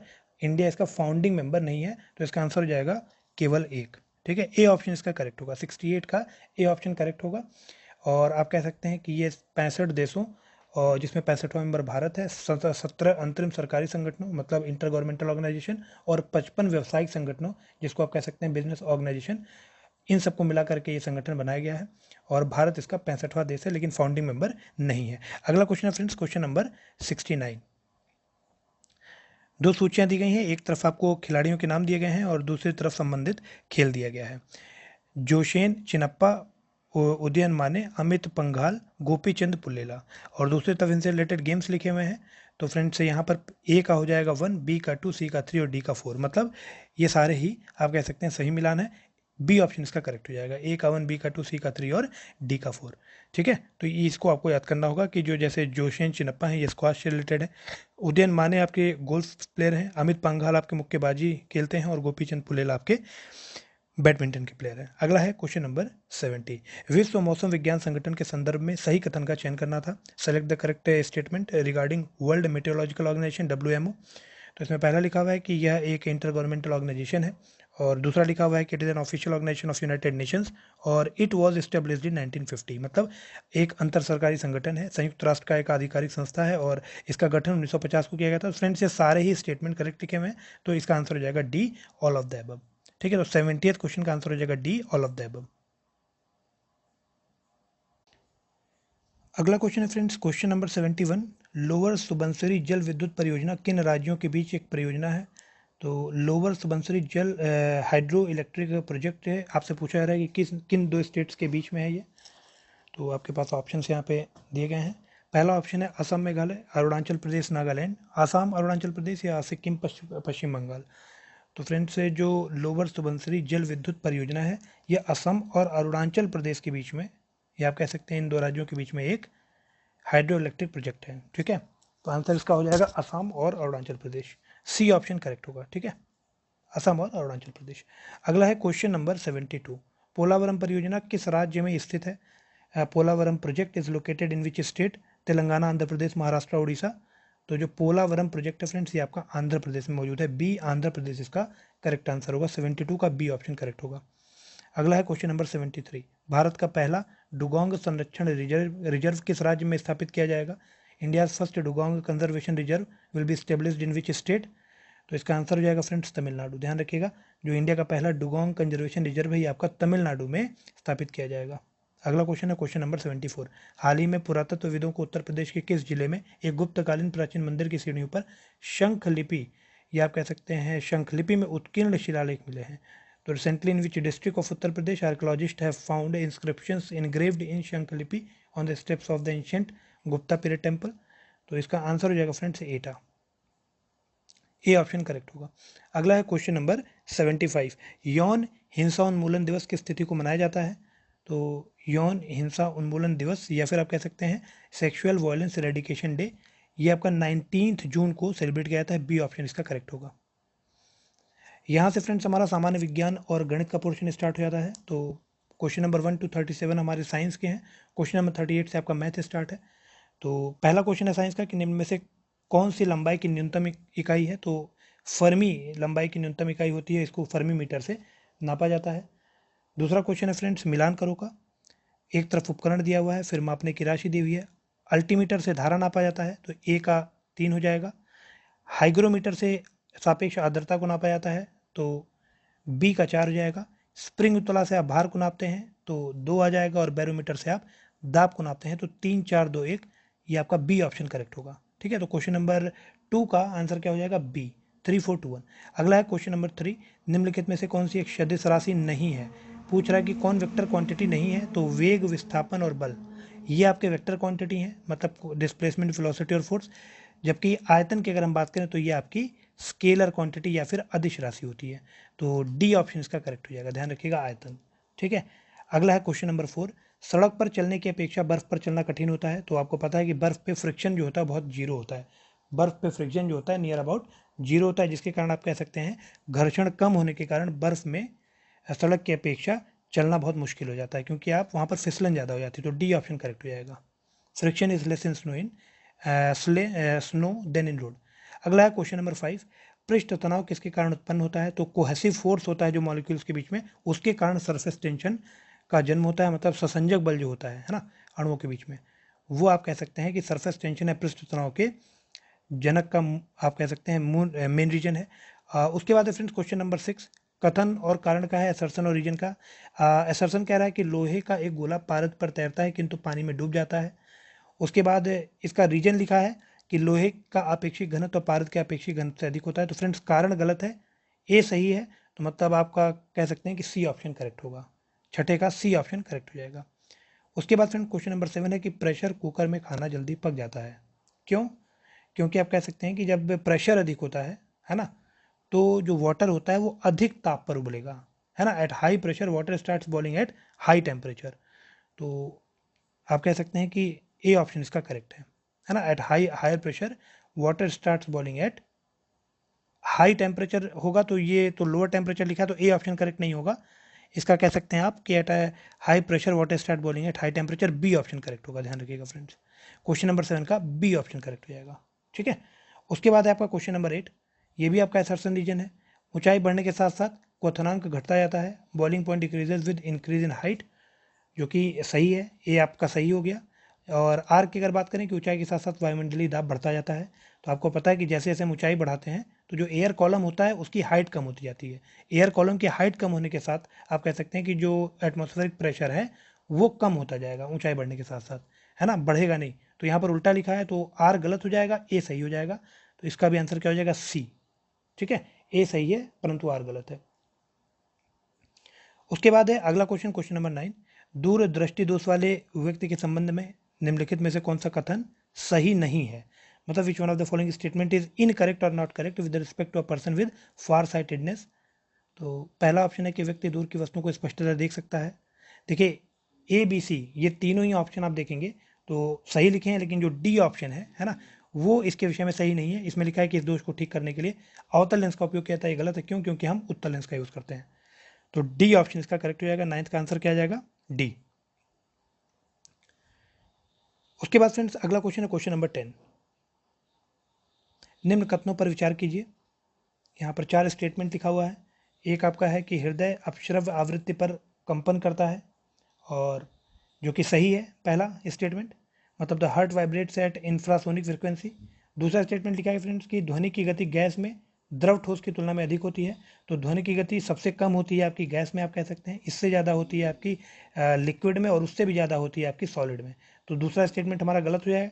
इसी को आप यहाँ पर एलिमिनेट कर दीजिए। सेकेंड स्टेटमेंट जैसे आप एलिमिनेट करेंगे, आप देखेंगे आपके पास केवल एक ऑप्शन बचता है जो कि है सी, और यही इसका सही जवाब होगा। 10वें का क्या हो जाएगा? सी 1, 3 एंड 4। अगला है क्वेश्चन नंबर 11, कम वोल्टेज पर कार्य करने पर विद्युत मोटर प्रायः जल जाते हैं, क्यों? क्योंकि वे अधिक विद्युत धारा खींचते हैं जो वोल्टेज प्रतिलोमानुपाती होती है ना, जो कि आप कह सकते हैं inversely proportional to the supply voltage होता है। तो ए ऑप्शन इसका करेक्ट होगा। 11th का आंसर हो जाएगा ए। अगला है क्वेश्चन नंबर 12, आणविक संरचना के बारे में कौन सा कथन सही है? तो पर एक एटम का अगर आणविक संरचना या फिर न्यूक्लियर स्ट्रक्चर की बात करें तो कैसा होता है? न्यूक्लियस के अंदर आपके न्यूट्रॉन प्रोटॉन होते हैं, और जो ऑर्बिटल प्लेन होता है उसमें इलेक्ट्रॉन चक्कर लगाते हैं, ठीक है, यही होता है ना। तो ये आपका एक आपका क्या हो गया? आणविक संरचना। तो यही स्टेटमेंट देख लीजिए, इसमें कहाँ लिखा हुआ है? Electron proton. इलेक्ट्रॉन प्रोटॉन नाभिक के भीतर गलत हो जाएगा। प्रोटॉन और न्यूट्रॉन नाभिक में होते हैं तथा इलेक्ट्रॉन नाभिक के इर्द गिर्द चक्कर लगाते हैं। तो सी ऑप्शन इसका करेक्ट हो जाएगा। अगला है क्वेश्चन नंबर 13, इलेक्ट्रॉन वहन करता है क्या? तो एक यूनिट ऋणावेश, या फिर आप कह सकते हैं आई यूनिट नेगेटिव चार्ज। उसके बाद क्वेश्चन नंबर 14, परमाणु में कक्षा को भरने का क्रम किसके द्वारा नियंत्रित होता है? तो the order of filling the orbit in which in the atoms in controlled is controlled by aufbau principle. जो 2, 8, 8, 18 वाला प्रिंसिपल है ना, ये किसके द्वारा कंट्रोल होता है? ऑफ बाउ प्रिंसिपल के द्वारा। तो ए ऑप्शन करेक्ट हो जाएगा 14th का। अगला है क्वेश्चन नंबर 15, कथन और कारण का। ए दिया हुआ है कि उच्चतर तापमान पर रासायनिक अभिक्रिया तीव्रतर हो जाती है, बिल्कुल, क्योंकि जो वो होते हैं, आप कह सकते हैं मॉलिक्यूल्स होते हैं, उनके बीच की जो आणविक गति होती है ना, मॉलिकुलर स्पीड होता है, वो तीव्र हो जाता है। क्यों? क्योंकि तापमान बढ़ाने पे वो वाइब्रेट तेजी से करने लगते हैं। तो जब वाइब्रेट तेजी से करेंगे तो जो रासायनिक अभिक्रिया की स्पीड होगी वो भी बढ़ जाएगी। तो यहाँ पर हम कह सकते हैं कि कारण और कथन दोनों सही हैं, और आर ए की सही व्याख्या कर रहा है।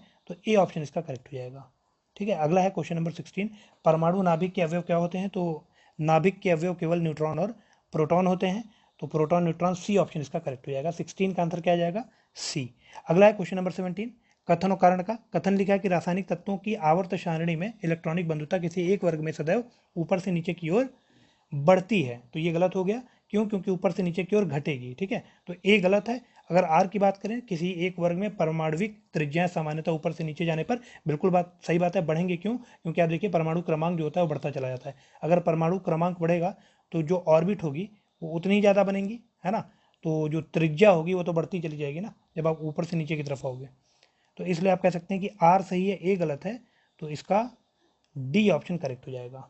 ठीक है, 17th का डी ऑप्शन करेक्ट हो जाएगा। उसके बाद क्वेश्चन नंबर 18, निम्नलिखित में से कौन सा एक पदार्थ बहुत कठोर और तन्य होता है। टेंसाइल कहने का मतलब है ये एक पदार्थ है जो कि बहुत ज़्यादा हार्ड और टेंसाइल होगा, तो इसका सही ऑप्शन हो जाएगा नाइक्रोम।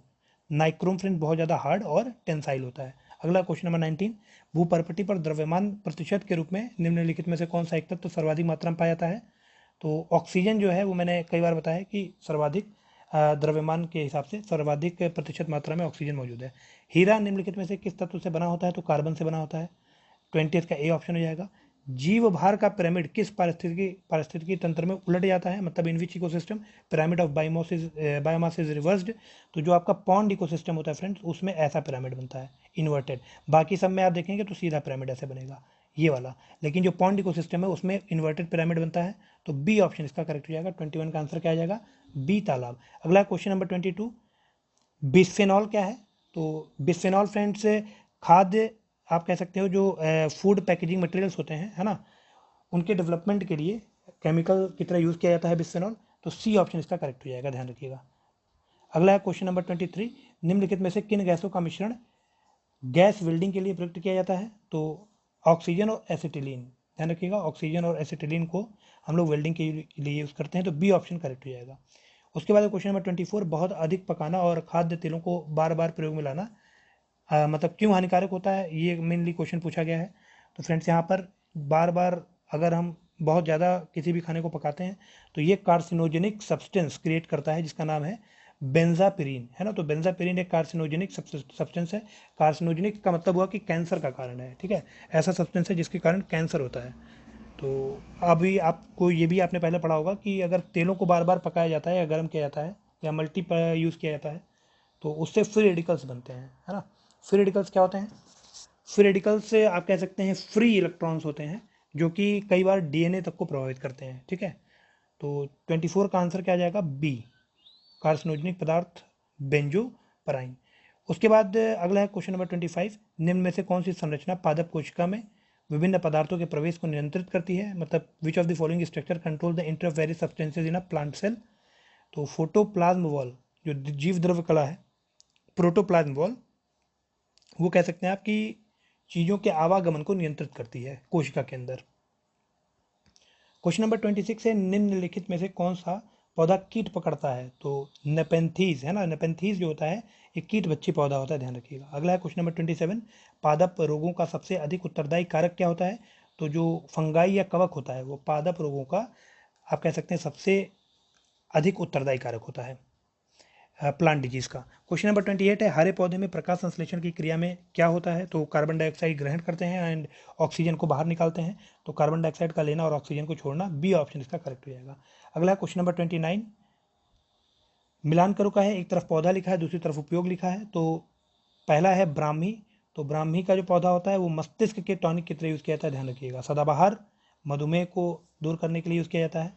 पुदीना आप कह सकते हैं वातहर की तरह यूज़ करते हैं, और तुलसी को हम लोग कफोत्सारक की तरह, या फिर आप कह सकते हैं कि कफोत्सारक को इंग्लिश में बोल सकते हैं एस्पेक्टोरेंट, है ना। तो इसकी तरह यूज़ करते हैं। तो इसका मिलान हो जाएगा 4123। 4123 आपका कहाँ पर दिया हुआ है, बी ऑप्शन में दिया हुआ है। अगला है फ्रेंड्स क्वेश्चन नंबर 30, फाइलेरिया रोग का जनक क्या होता है। तो आप कह सकते हैं हेलमिंथस जो होता है ये फाइलेरियासिस का जनक होता है, ध्यान रखिएगा। अगला है क्वेश्चन नंबर 31, निम्न में से किसमें शरीर खंडयुक्त होता है। तो एनेलिडा का आप कह सकते हैं जो शरीर होता है वो खंडयुक्त होता है, ध्यान रखिएगा, ठीक है। तो इसमें निम्न में से किन में शरीर खंडयुक्त होता है, मतलब which of the following consist of body segment. तो क्वेश्चन नंबर 31 का आंसर हो जाएगा एनेलिडा, डी ऑप्शन करेक्ट होगा। अगला है क्वेश्चन नंबर 32, निम्न में से कौन सा शरीर के अंदर जल का एक कार्य नहीं होता है, मतलब इनमें से कौन सा कार्य जल का शरीर के अंदर नहीं होता है। तो डी ऑप्शन अगर आप पढ़ें, जल अम्ल क्षार संतुलन में निष्क्रिय भूमिका का निर्वहन करता है, मतलब water discharge and inactive role in the acid base balance. तो ये डी ऑप्शन इसका आप कह सकते हैं करेक्ट है। तो 32 का आंसर हो जाएगा डी, ठीक है। अगला है क्वेश्चन नंबर 33, किस पदार्थ के ऑक्सीकरण में सर्वाधिक ऊर्जा प्राप्त होती है। तो oxidation of carbohydrate. Sorry oxidation of fat, है ना, ऑक्सीडेशन ऑफ फैट जब आप करते हैं तो आप कह सकते हैं कि सबसे ज़्यादा सर्वाधिक मात्रा में ऊर्जा निकलती है।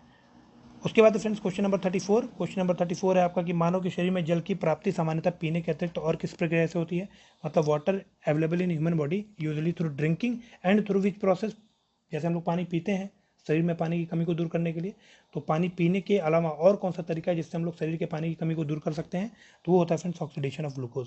ध्यान रखिए ग्लूकोज के ऑक्सीकरण से, ए ऑप्शन इसका करेक्ट हो जाएगा।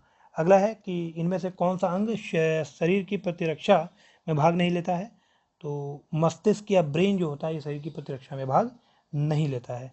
क्वेश्चन नंबर 36 है पारे और नाइट्रेट से संदूषित जल के उपयोग से कौन कौन से रोग होते हैं, कि which of the following disease are caused by the consumption of water contaminated with mercury and nitrate, तो मरकरी के कंजम्पशन से आपको पता है कि मिनीमाता डिजीज होता है, और नाइट्रेट के कंजम्पशन से ब्लू बेबी सिंड्रोम हो जाता है, ध्यान रखिएगा, तो सी ऑप्शन इसका करेक्ट होगा। अगला फ्रेंड्स क्वेश्चन नंबर 37, कौन सा युग्म सुमेलित है आपको बताना है, तो centre for DNA and fingerprinting and diagnostics ये आपका हैदराबाद में है, और जो नेशनल ब्रेन रिसर्च सेंटर ये आपका गुड़गांव में है। तो 2 और 3 तो सही है, लेकिन राष्ट्रीय कोशिका विज्ञान केंद्र या national centre for sale sciences ये आपका फ्रेंड्स पुणे में है, ध्यान रखिएगा, मैसूर में नहीं है, है ना, ये आपका पुणे में है। National centre for sale sciences ये आपका पुणे में है, तो यहाँ मैसूर लिखा है, ये गलत है, तो आंसर क्या जाएगा सी 2 एंड 3, 2 एंड 3 सही है। आपको ये बताना था कि कौन सा करेक्टली मैच्ड है, तो national centre for sale sciences ये आपका पुणे में है, ध्यान रखिएगा। इसके बाद फ्रेंड्स हमारा मैथ का पोर्शन स्टार्ट हो जाता है, तो मैथ के आंसर मैं आपको बता देता हूँ। 38 नंबर के क्वेश्चन है, उसका आंसर है 14, ठीक है, मतलब बी ऑप्शन करेक्ट है। एक इन्फॉर्मेशन आप लोग से और शेयर करनी थी फ्रेंड्स, कुछ वीडियोस थे टेस्ट नंबर 2 और 3, मैंने देखा कि कुछ बच्चे कमेंट कर रहे थे कि जो मैथ का आंसर है कि ये सही होगा ये गलत होगा, आपने सर ये बताया है इसका ये आंसर सही होगा। तो सभी लोग से मैं एक जनरल सी बात कहना चाहता हूँ जो लोग वीडियोस को देखते हैं, कि देखिए ह्यूमन एरर नाम की भी चीज़ होती है, अगर मेरे बताने में कोई कभी कुछ गलत हो जाता है, मैथ के क्वेश्चन ये मैथ के जो हमारे टीचर हैं, मैथ के जो फैकल्टी उनके द्वारा रिजॉल्व किया जाता है। ये टेस्ट है, टेस्ट में 200 क्वेश्चन है जिसको मुझे टाइम बाउंड मैनर में आपको यहाँ पर बताना है ना। तो अगर मैथ का क्वेश्चन सपोज कीजिए कि मेरे द्वारा कोई आंसर बताया जा रहा है और आप कर रहे हो और आपका कोई और आंसर आ रहा है, तो उसको आप कमेंट सेक्शन में ये क्वेश्चन नंबर डाल के ये लिख सकते हैं कि हाँ सर इसका ये आंसर आएगा, जो आंसर आपने बताया है वो गलत है। इतना लिखने के बाद उस पर डिस्कशन करने की आवश्यकता नहीं है, ये आपकी मैच्योरिटी लेवल को दिखाता है ना। जैसे मैंने देखा कि एक बच्चा है, उसका नाम नहीं लेंगे, वो बहुत ही आप कह सकते हैं कि अभद्र भाषा का यूज़ करके कि ये कैसे आप पढ़ा रहे हैं, इसका आंसर ये आएगा, ये बता दिए हो, ये यार आपकी मैच्योरिटी लेवल को ये दर्शाता है कि आप कितने मैच्योर हो, है ना। अपनी मैच्योरिटी को यहाँ पर प्रदर्शित करने की आवश्यकता नहीं, जितना बताया जा रहा है आप उतना पढ़िए। अगर आपको कुछ गलत लग रहा है तो उसको रिजॉल्व तो किया जाता है ना। यही एक ऐसा प्लेटफॉर्म है स्टडी फॉर सिविल सर्विसेज, जहाँ पर यदि आपकी कोई प्रॉब्लम होती है, अगर कभी के टीचर से कोई मिस्टेक हो जाती है, किसी कंटेंट में यदि कुछ गलत लिखा होता है, तो यही सिंगल प्लेटफॉर्म है यूट्यूब पर जहाँ पर इसको करेक्ट किया जाता है ना। तो थोड़ा सा डेकोरम को आप लोग भी मेंटेन रखिए। तो इसमें बहुत ज़्यादा इम्पेशेंट होने की आवश्यकता नहीं है। आप मेंस का एग्ज़ाम देने जा रहे हैं, प्रीलिम्स क्वालिफाई कर चुके हैं, लेकिन मेच्योरिटी लेवल 0 है ना, कि ये इसका ये होगा, ये मैं जो मैथ के क्वेश्चन है इसका सोल्यूशन मेरे बताने की जिम्मेदारी नहीं है ना। इसको आपको खुद करना है। आप करोगे जब इसको, तो कमेंट सेक्शन में इसको रिजॉल्व किया जाएगा हमारे मैथ और रीजनिंग के एक्सपर्ट के द्वारा, जो मैथ और रीजनिंग के एक्सपर्ट हैं, ठीक है, वो इसको रिजॉल्व करेंगे। मैंने हर वीडियो में यही बात रिपीट करता हूँ। उसके बाद भी कुछ लोग पता नहीं कैसे देखते हैं और पढ़ते हैं और सुनते हैं कि उनको समझ में नहीं आती है बात। कोई बात नहीं, आप लोग आराम से इत्मीनान से करो, है ना। इम्पेशेंट होने की आवश्यकता नहीं है इसमें, कहीं से भी इम्पेशेंट मत होइए। आप क्वेश्चन सॉल्व कीजिए, क्वेश्चन सॉल्व करके कमेंट सेक्शन में दीजिए। हो सकता है मेरे द्वारा मैं वही आंसर बताता हूँ जो मैथ्स के सर ने मुझे आंसर की बना करके इसकी दी है ना। तो अगर हो सकता है उनसे आंसर की बनाने में कहीं ह्यूमन एरर हो गया हो कि किसी का आंसर उन्होंने बी की जगह सी लिख दिया हो, तो उसमें बहुत ज़्यादा यार इम्पेशेंट होने की आवश्यकता नहीं है। इतनी मेहनत आप लोग के लिए की जाती है, इसलिए नहीं की जाती है कि कमेंट सेक्शन में आकर के आप मतलब अपने जो भी आपकी मेच्योरिटी उसका ऐसा प्रदर्शन कर दें, ठीक है। तो उसके बाद फ्रेंड्स 38 का आंसर हो जाएगा बी 14। 38 के बाद है 39 नंबर क्वेश्चन। 39 का आंसर हो जाएगा फ्रेंड्स बी, 39 का आंसर हो जाएगा आपका बी। उसके बाद है क्वेश्चन नंबर 40। क्वेश्चन नंबर 40 का आंसर है आपका बी 600। क्वेश्चन नंबर 41 है, 41 का आंसर है ए। उसके बाद है क्वेश्चन नंबर 42, इसका आंसर है बी। क्वेश्चन नंबर 43 का आंसर है फ्रेंड्स सी, ठीक है। क्वेश्चन नंबर 44 है, 44 का आंसर हो जाएगा आपका ए। क्वेश्चन नंबर 45 है फ्रेंड्स, 45 का आंसर है सी। आंसर्स मैं इसीलिए बताता हूँ कि आप लोग उसको खुद से सॉल्व करो। कभी कोई इशू आता है, अगर आपको लगता है कोई क्वेश्चन का आंसर गलत है तो नो इशू, आप उसको कमेंट सेक्शन में बोलिए, तो कमेंट सेक्शन में आप बोलेंगे उससे जरूर करेक्ट किया जाएगा, है ना।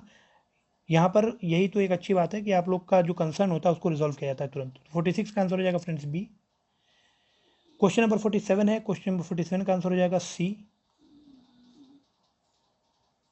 47 के बाद फ्रेंड्स क्वेश्चन नंबर 48 है, 48 का आंसर हो जाएगा आपका बी, 40 किलोमीटर पर आवर। 48 के बाद है फ्रेंड्स क्वेश्चन नंबर 49, 49 का आंसर होगा ए। 49 के बाद है क्वेश्चन नंबर 50, 50 का आंसर होगा फ्रेंड्स सी 12।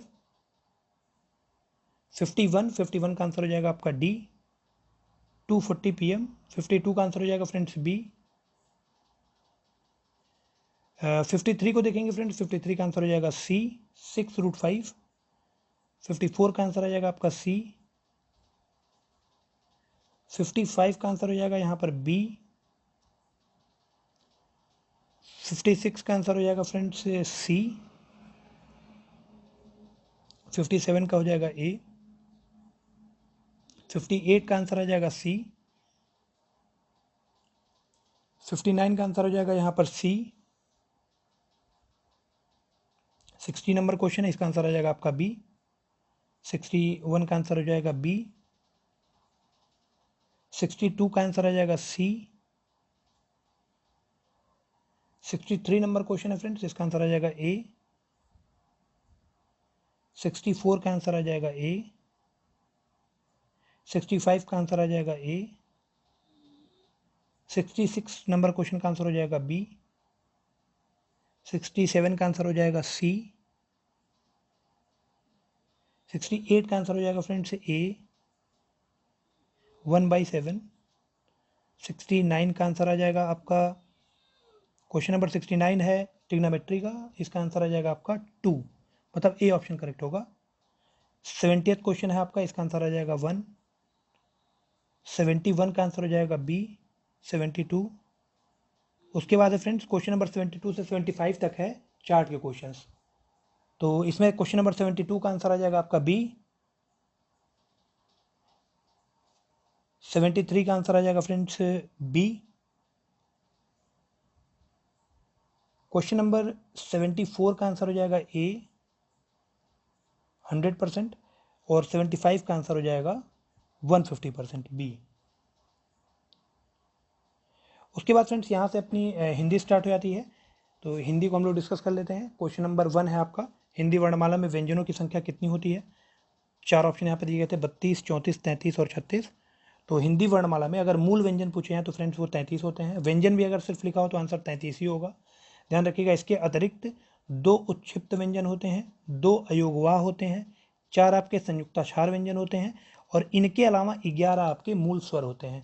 तो मूल स्वर, अयोगवाह, उच्छित व्यंजन और जो संयुक्ताक्षर होता है, इसको अगर आप मूल व्यंजनों से मिला दें तो टोटल जो वर्ण होते हैं हिंदी वर्णमाला में वो आपके होते हैं 52। ध्यान रखिएगा 52, ठीक है। तो आंसर इसका क्या हो जाएगा, इसका आंसर हो जाएगा सी 33। उसके बाद फ्रेंड्स पुनः प्लस चर्चा की संधि क्या है, तो इसका आंसर हो जाएगा पुनश्चर्चा, ठीक है। पुनश्चर्चा का मतलब क्या हुआ, यहाँ पर विसर्ग संधि के नियम के अनुसार विसर्ग के बाद अगर च और छ आता हो तो जो विसर्ग का क्या बनता है, श बन जाता है। कौन सा श, जो बड़ा श और नीचे हलंत, ये बन जाता है, ठीक है। तो इस तरह से इसका करेक्ट आंसर क्या हो जाएगा, सी पुनश्चर्चा। अगला है क्वेश्चन फ्रेंड, क्वेश्चन नंबर 3, यहाँ पर बोल रहा है उच्छ्वास का संधि विच्छेद क्या होगा, तो ये आपका हो जाएगा उतधन श्वास। तो डी ऑप्शन करेक्ट होगा, उत में त के नीचे हलंत रहेगा, ध्यान रखिएगा।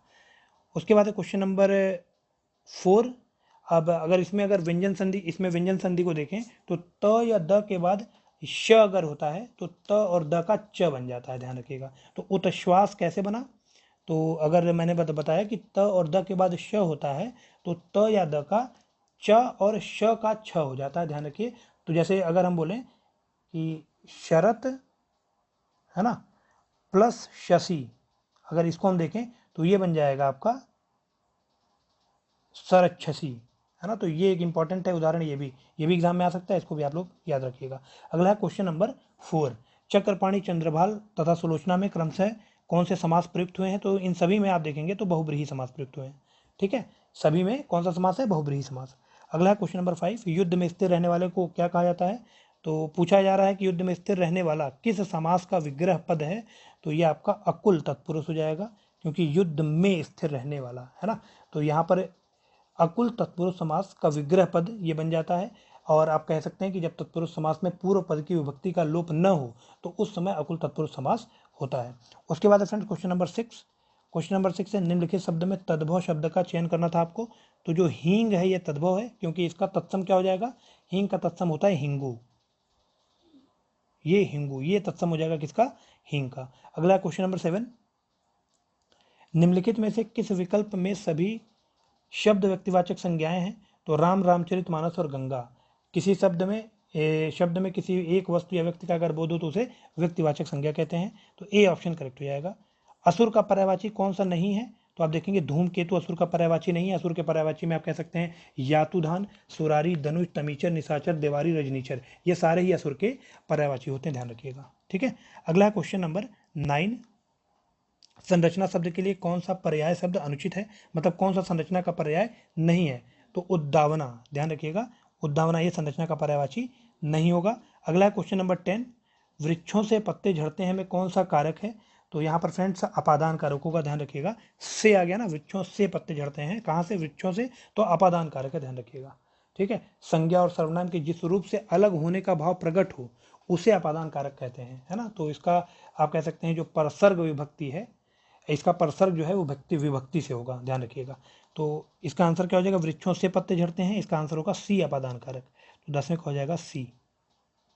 उसके बाद फ्रेंड्स क्वेश्चन नंबर 11, अंतर्राष्ट्रीय हिंदी कवि सम्मेलन का आयोजन, है ना, आयोजन स्वयं एक बड़ा कार्य है। तो ए ऑप्शन करेक्ट है। अगला है इसमें आपको सीरियल वाइज लगाना है, तो आप एक बार क्वेश्चन पढ़ लीजिएगा। व्यवसायिक बाराती अपने अनुभव का लाभ उठाते, अपने अनुभव का लाभ उठा और उसका इसके बाद आ जाएगा यह, गांव में घुसपैठ करते मीठे से उबे हुए छाछ, है ना। तो इसको आप लगाते जब चले जाएंगे तो ये क्या बनेगा, य ल रव, य ल रव आप देखेंगे कि बी ऑप्शन में है, तो बी ऑप्शन इसका करेक्ट हो जाएगा। उसके बाद है क्वेश्चन नंबर 13, इसमें भी आप सॉल्व करेंगे जब अपने आप तो देखेंगे बी ऑप्शन ही इसका करेक्ट होगा। ठीक है, व र य ल। उसके बाद क्वेश्चन नंबर 14, जो कवि लोकप्रिय होता है उसका सम्मान सभी करते हैं। तो लोकप्रिय कवि का सम्मान सभी करते हैं, ये एक आप कह सकते हैं सरल वाक्य होगा इस संयुक्त वाक्य के लिए। तो 14 का आंसर हो जाएगा बी। क्वेश्चन नंबर 15 फ्रेंड्स, शुद्ध वाक्य का आपको चयन करना था। तो मैं सारी रात जागता रहा, पहला ही ऑप्शन इसमें आप देखेंगे करेक्ट लिखा हुआ है, शुद्ध लिखा हुआ है। क्वेश्चन नंबर 16 है कूप मंडूक होना मतलब सीमित ज्ञान या सीमित अनुभव होना, है ना। तो डी ऑप्शन इसका करेक्ट हो जाएगा। पत्थर को जोक नहीं लगते मतलब हड्डी पर कोई प्रभाव नहीं पड़ता है। तो 17वें का हो जाएगा डी ऑप्शन। रीतिकाल का अन्य नाम क्या होगा, तो श्रृंगार काल, रीतिकाल को ही श्रृंगार काल भी कहा जाता है, ध्यान रखिएगा। तो 18 का सी हो जाएगा। 19 क्वेश्चन है भूषण का विलोम क्या होगा, तो भूषण का विलोम हो जाएगा आपका दूषण, ध्यान रखिएगा, सी ऑप्शन इसका करेक्ट होगा। ठीक है, उसके बाद है क्वेश्चन नंबर 20, अवनी का विलोम अंबर हो जाएगा, तो सी ऑप्शन करेक्ट हो जाएगा। क्वेश्चन नंबर 21 से लेकर के 25 तक पैराग्राफ से रिलेटेड है, पैराग्राफ आप एक बार देख लीजिए, स्क्रीनशॉट आपने ले लिया होगा। क्वेश्चन नंबर 21 का होगा फ्रेंड्स बी। क्वेश्चन नंबर 22 का आ जाएगा डी। क्वेश्चन नंबर 23 का आ जाएगा यहाँ पर सी। क्वेश्चन नंबर 24 का हो जाएगा ए। क्वेश्चन नंबर 25 का हो जाएगा फ्रेंड्स डी। अब फ्रेंड्स यहाँ पर रीजनिंग के आंसर्स मैं आपको बता देता हूँ। देखिए पहले क्वेश्चन का आंसर होगा आपका ए। इन क्वेश्चंस को आपको खुद से करना होगा और अगर कोई इशू आता है मैथ और रीजनिंग में तो आप कमेंट सेक्शन में इसको लिख सकते हैं, कमेंट सेक्शन में इसका निराकरण कर दिया जाएगा। क्वेश्चन नंबर 2 का आंसर होगा फ्रेंड्स बी। क्वेश्चन नंबर 3 का आंसर होगा आपका बी 7। उसके बाद है फ्रेंड्स आपका क्वेश्चन नंबर 4 जिसका आंसर होगा 21 किलोमीटर बी। क्वेश्चन नंबर 5 का आंसर हो जाएगा डी। 6 का आंसर हो जाएगा फ्रेंड्स बी। 7 का आंसर हो जाएगा यहाँ पर सी। क्वेश्चन नंबर 8 का आंसर होगा आपका ए। क्वेश्चन नंबर 9 का होगा डी। क्वेश्चन नंबर 10 का हो जाएगा फ्रेंड्स डी। क्वेश्चन नंबर 11 का हो जाएगा बी। 270। क्वेश्चन नंबर 12 का हो जाएगा 150 ए। क्वेश्चन नंबर 13 का हो जाएगा यहाँ पर सी 230। क्वेश्चन नंबर 14 का हो जाएगा फ्रेंड्स डी 204। क्वेश्चन नंबर 15 का आंसर हो जाएगा फ्रेंड्स ए 1560। क्वेश्चन नंबर 16 का हो जाएगा सी, दोनों निष्कर्ष यहाँ पर सही हैं। क्वेश्चन नंबर 17 का आंसर हो जाएगा फ्रेंड्स डी, कोई निष्कर्ष सही नहीं है। क्वेश्चन नंबर 18 का आंसर आ रहा है यहाँ पर ए। क्वेश्चन नंबर 19 का हो जाएगा ए। क्वेश्चन नंबर 20 का आंसर हो जाएगा फ्रेंड्स डी। 21 का आंसर हो जाएगा यहाँ पर बी। 22 का आंसर है सी। 23 का आंसर होगा ए। 24 का हो जाएगा फ्रेंड्स डी। 25 का आंसर हो जाएगा डी 55, यहाँ पर आएगा 55। तो फ्रेंड्स ये रीजनिंग के क्वेश्चंस थे जिनका आंसर मैंने आपको बता दिया है। मैथ और रीजनिंग को आपको स्वयं से करना होगा। अगर कोई इशू आता है तो आप कमेंट सेक्शन में से लिख सकते हैं। Okay friends, so thank you so much for participating in this test.